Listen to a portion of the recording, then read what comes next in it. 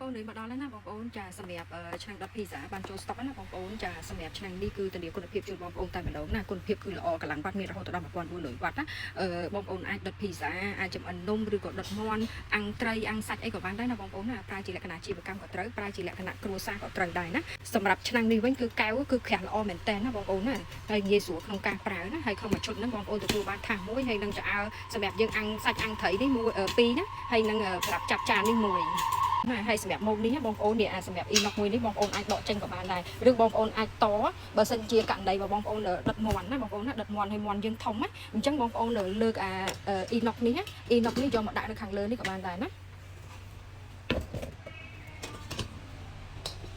ពីបងប្អូនអាចធ្វើបាន2ម៉ូតណាបងប្អូនចាបងប្អូនអាចដាក់កែវនឹងអញ្ចឹងទៅហើយអានេះយើងដាក់អ៊ីណុកបន្តដើម្បីយើងបានធំណាបងប្អូនបានច្រើនណាដូចថាមាន់យើងចាប់ពី1គីឡូជាងអីគឺយើងត្រូវតណាបងប្អូនណាដាក់តទៅចាអញ្ចឹងបងប្អូនអាចដាក់មាន់